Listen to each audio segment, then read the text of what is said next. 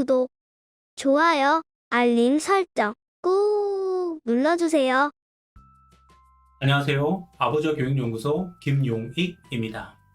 금쪽이 아빠에서는 금쪽 같은 내 새끼의 방송 사례뿐 아니라 자녀를 양육하는 보통의 아빠들 모두에게 필요한 양육 정보와 그리고 조언을 담아보았습니다. 금쪽이 47회는 다른 발달은 좀 무난한데요. 발음이 조금 부정확하고요. 그리고 이제 언어로 자신의 생각을 표현하는 것이 조금 부족하다 보니까 말을 하는 것보다는 이제 공격적인 행동이 다소 앞서는 이제 5살 남자아이를 볼 수 있는데요. 그런 원인 중 하나로 예민한 연년생 여동생이 좀 자주 울고요. 그리고 또 오빠랑 다투다 보니까 이제 부모님으로부터 정확한 언어 표현을 듣거나 그리고 보면서 이렇게 모방하기 어려운 그런 환경이 지적이 됐는데요. 방송을 보면서 엄마 그리고 아빠가 자녀들을 위해서 열심히 또 공부하고 노력하는 걸 볼 수 있었지만 엄마가 이런 이야기를 하더라고요. 서투르고 모자란 엄마한테 태어나서 아이들이 고생하는 것 같아요.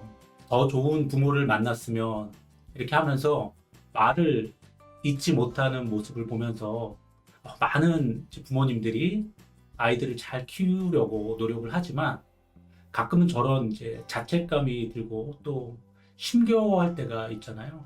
그런 마음이 공감이 되고 또 한편으로는 잘하고 계시니까 좀 힘내시라는 그런 응원도 해드리고 싶었습니다. 금쪽이의 공격성의 원인이 언어적인 문제와 관련이 크다는 그런 부분이 확인이 돼서 금쪽이 부모님은 언어 훈련을 하면서 아이의 언어 능력을 키우고 있는데요. 이런 상황이 비단 금쪽인에만 있는 일은 아닐 텐데요. 관련해서 다음과 같은 조언을 드리고 싶습니다. 첫 번째, 아빠가 금쪽이와 데이트 시간을 가져보면 어떨까요? 날씨가 좋을 때는 집 안보다는 집 밖으로 나가는 것도 괜찮을 것 같은데요. 그렇다고 해서 특별히 아주 먼 곳에 가라는 그런 얘기가 아니라요. 집 앞 놀이터나 그리고 편의점 데이트 그런 것도 괜찮습니다. 지금 금쪽인의 상황을 보면 여동생이 좀 민감하고 또 자주 울고 싸우다 보니까 금쪽이가 이제 부모님을 통해서 언어를 모방하거나 그리고 소통하는 것이 좀 쉽지가 않은 상황인데요. 그래서 아빠가 금쪽이와 함께 좀 별도의 시간, 좀 별도의 공간을 가져볼 것을 제안합니다. 예를 들어서 방송에서 금쪽이가 노는 모습을 보니까 에너지가 굉장하더라고요. 그렇다면 놀이터나 집 앞에서 아빠와 적극적인 좀 신체 활동을 해보고요. 이런 활동적인 모습을 격려하면서 아이의 긍정적인 자존감을 키워주는 겁니다. 그리고 그런 활동을 하면서 자녀의 이야기를 좀 잘 들어주고요. 그리고 충분히 대화를 나누면서 언어적인 능력도 함께 키우는 그런 방법을 사용해 보는 겁니다. 놀이터뿐 아니라 집 앞 편의점에 가서 아이스크림을 하나 사 먹는 거나 그리고 과자를 하나 사 먹는 것도 괜찮겠죠. 함께 거기까지 가면서 뛰어가 보기도 하고요. 그리고 업어주기도 하면서 아이가 좋아하는 주제로 이야기를 충분히 나눌 수 있는 시간을 가져보는 것도 괜찮을 것 같습니다. 꼭 이제 밖으로 나가지 않아도요.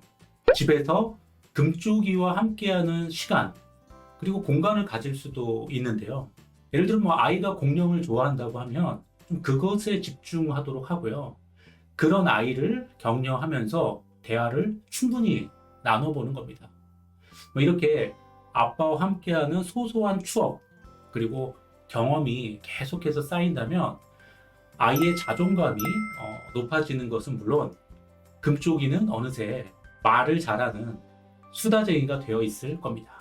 한 가지를 더 말씀드리면 이런 아빠의 데이트는 금쪽이랑만 하는 게 아니라 동생과도 좀 별도의 시간과 그리고 공간을 갖는 그런 개인적인 관계를 계속해서 맺어가는 그런 노력이 함께 필요합니다.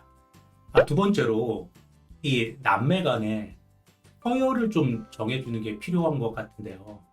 사실 이제 남매의 관계가 좋다면 굳이 이렇게 서열을 나눌 필요는 없습니다.